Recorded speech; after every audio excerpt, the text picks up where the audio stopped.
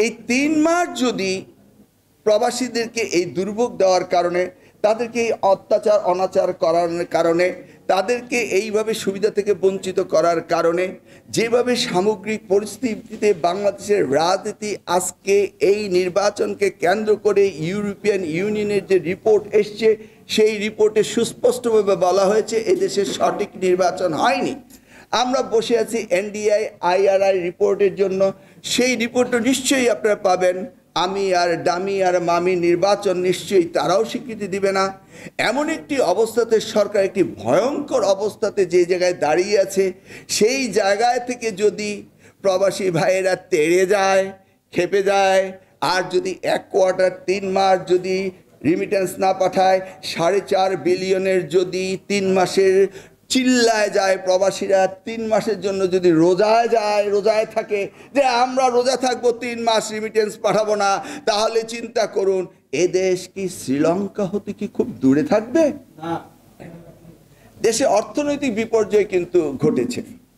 দেখেন, আমাদের গ্রাম দেশে কথা আছে, কারো ভাদ্র মাস কারো সর্বনাশ। করোনা যখন এসছে তখন আমার প্রবাসী বাংলাদেশি ভাইয়েরা, বিশেষ করে রেমিটেন্স যোদ্ধারা, তারা চিন্তা করলো যে হায়াত মৌত আল্লাহর হাতে, যদি কোনো কারণে বিদায় নিতে হয় এই পৃথিবী থেকে, তাহলে আমার সঞ্চিত অর্থ যেটা রয়েছে বিদেশ বিভূতিতে, সেই টাকাগুলো আমরা দেশে পাঠিয়ে দিই।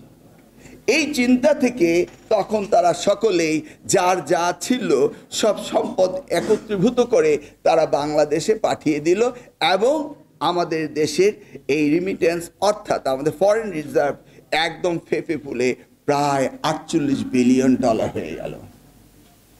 এখন কারো ভাদ্র মাস কি করে এই $48 বিলিয়ন সৎকার করা যায় সেই বিষয়ে চেষ্টা শুরু হলো।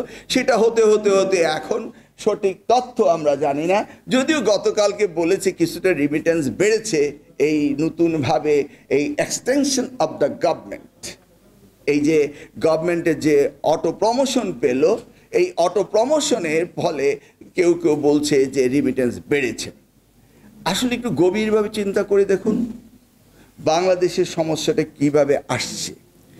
এই যে রেমিটেন্স যোদ্ধারা যদি 20 বিলিয়নের নিচে থেকে থাকে, 8 বিলিয়ন যদি আমাদের মাসিক ইম্পোর্ট হয়, আজকের পত্রিকা আসছে যে চিটাগাং পোর্টে সর্বনিম্ন জাহাজ এসছে বাংলাদেশে, এবং জেটিগুলো খালি, 6টি জেটি খালি, সে ছবিও দেখিয়েছে। তাহলে বুঝতেই হবে যে ইম্পোর্ট কমে গিয়েছে, ইম্পোর্ট কমে গিয়ে মানি সার্কুলেশন কমে গিয়েছে, আমাদের দেশের আয় কমে গিয়েছে। সবই কিন্তু রিলেটেড ম্যাটার তো ইকোনমিক্সে।